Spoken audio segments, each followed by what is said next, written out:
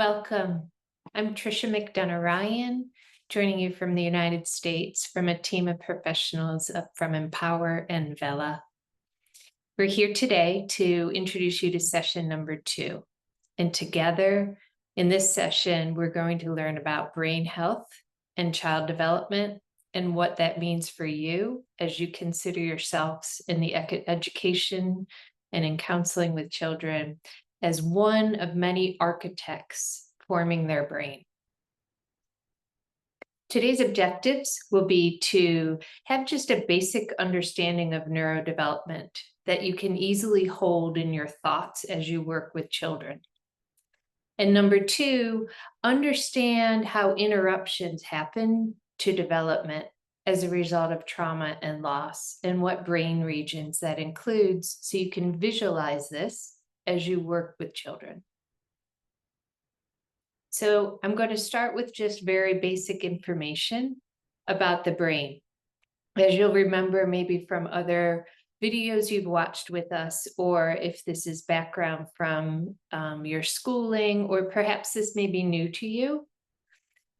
The key aspect to remember is that the brain is made up of multiple lobes, and that the development of these lobes is based on circuits that happen between less advanced or more primitive parts of the brain to more advanced aspects of the brain. And remember that the brain develops as a child matures from the time of when they are in utero, all through their 20s is kind of the fastest growth. But then the brain continues to grow thereafter. There continues to be what's called genesis of neurons, creation of neurons and development of connections. But the bulk of development happens from childhood through young adulthood. And the abilities and connections of the brain start from the very back of the brain, as I'm pointing here to the cerebellum. So if you point back here to the back of your brain, below the cerebellum is your brainstem. And activation goes from connecting over time and more advanced circuits developing all the way to this purple area, which is your frontal lobe. So input to a child's brain helps form the architecture to make connections from the cerebellum, which is really where we house a lot of our movement and coordination skills, as well as our activation of attention skills. And the back of the brain is actually much more critical than we ever knew to connections in all the way up to the frontal part of the brain. And I'm going to talk in a moment more about that frontal system.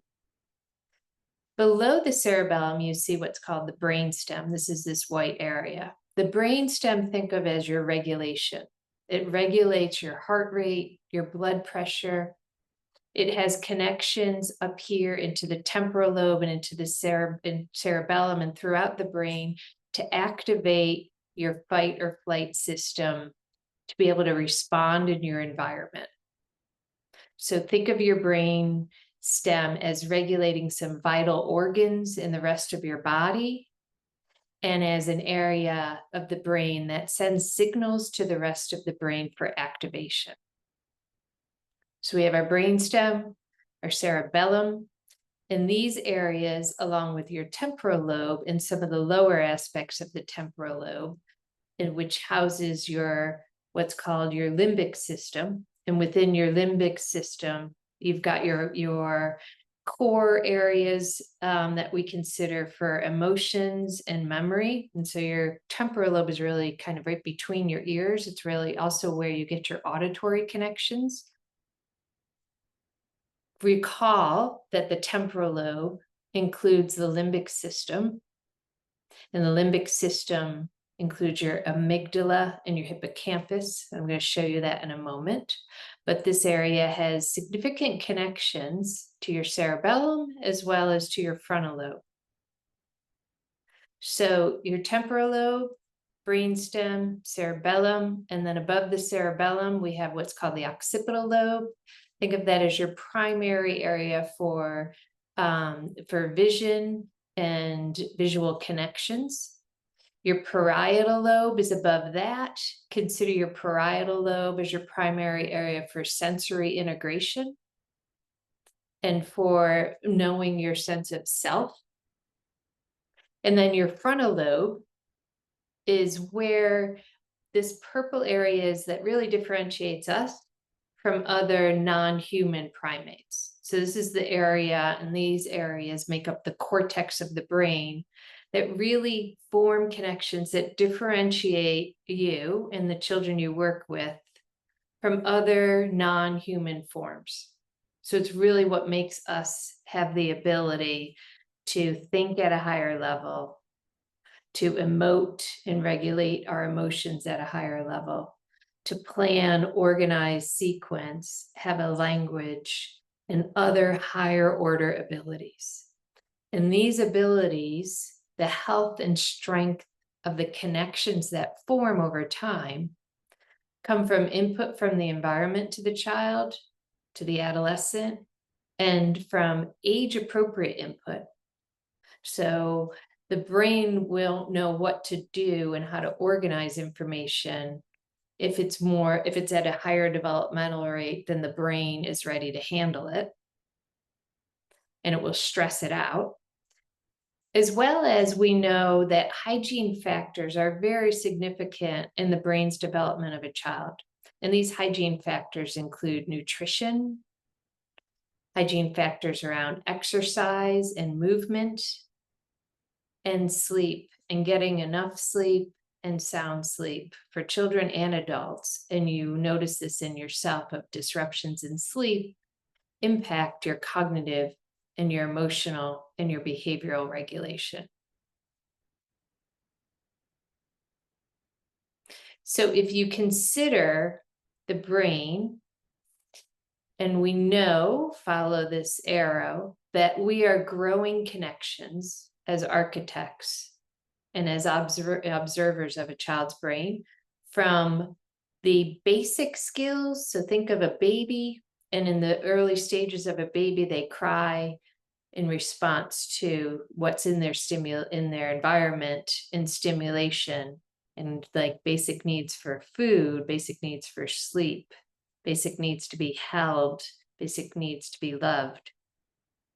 Down here in the cerebellum is connections to the brainstem and the cerebellum for movement and basic abilities as the child learns how to move, and coordinated movement and sensory stimulation and regulation of that sensory environment, and emotional expressions advance all the way to regulation of all that. So again, from the back to the front.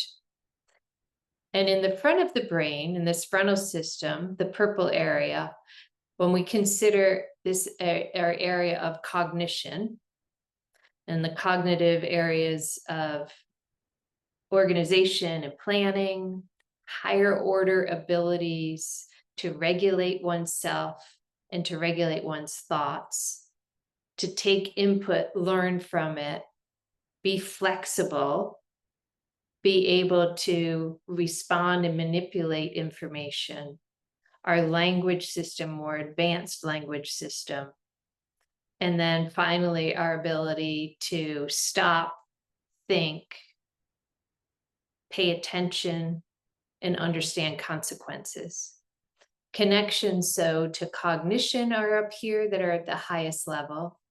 Connections to our social emotional skills and our ability to interact with others, as well as our healthy attachment, for the brain's knowledge to know that the child has experienced an attachment of safety, to emotional regulation and the expanse of our emotions.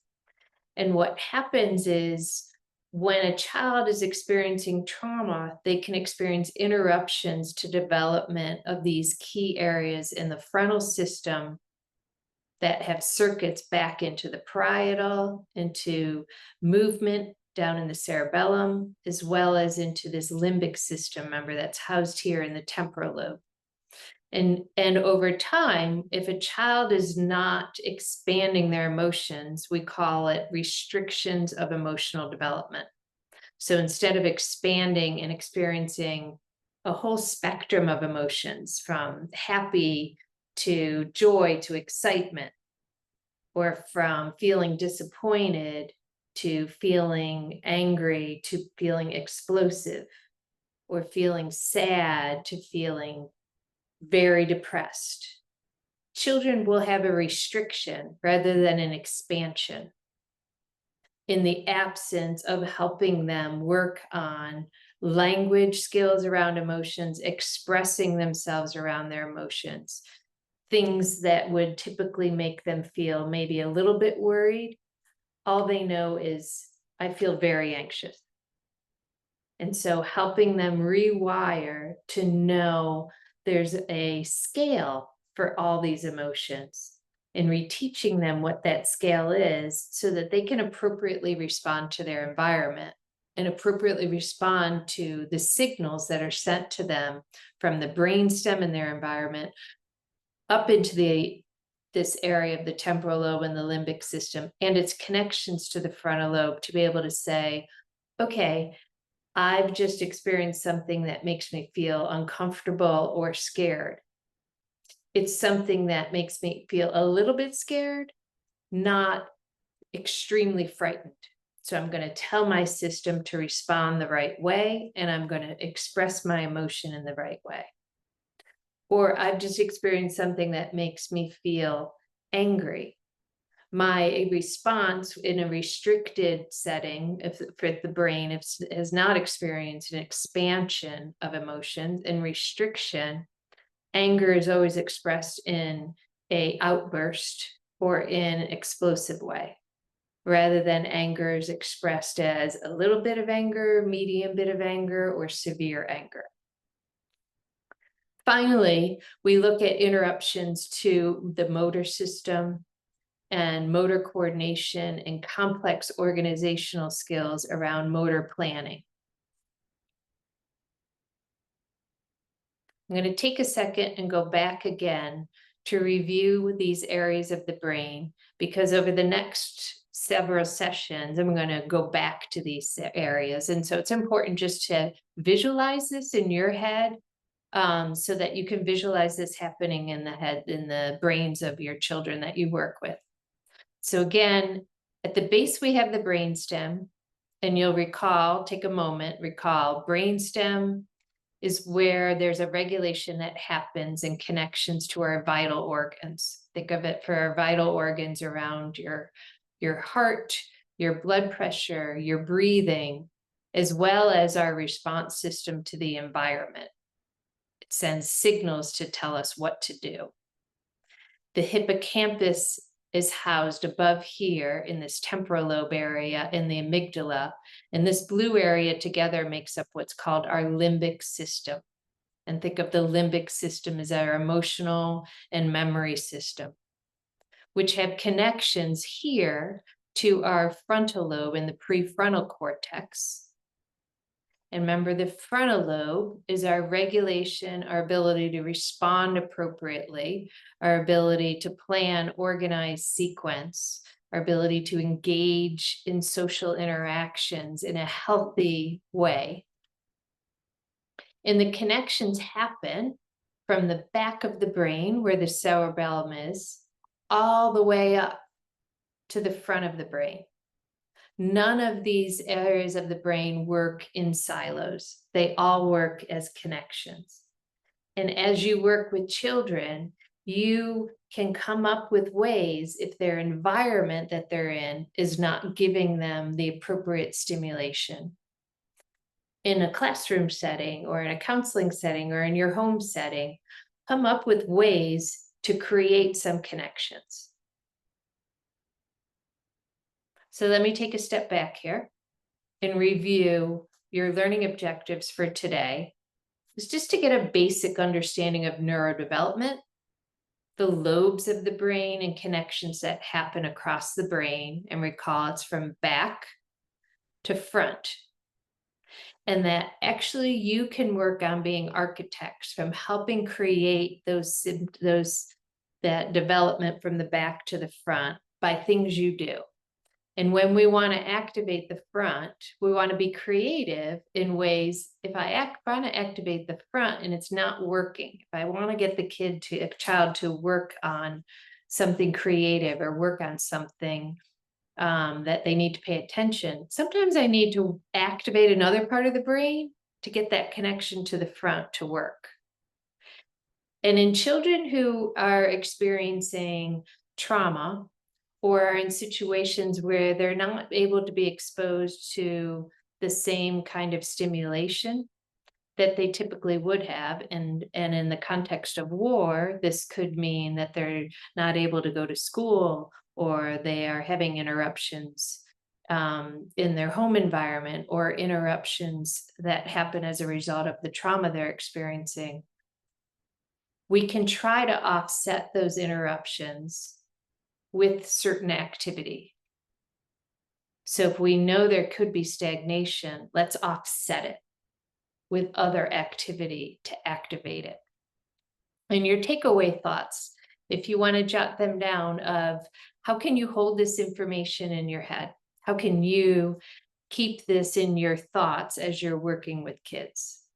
Keep track of your questions and any ideas you want to share. And then let us know if this is helpful. Let us know if the material that was shared today and the thought and the idea of keeping an understanding of brain development and holding an understanding of activation from the back of the brain to the front, and activating certain parts of the brain in order to form connections with other parts of the brain. If that makes sense to you, help us understand that if this was helpful. Thank you for joining us today, and we will see you in session 3. Peace be with you, peace be with your family, and peace be with your community.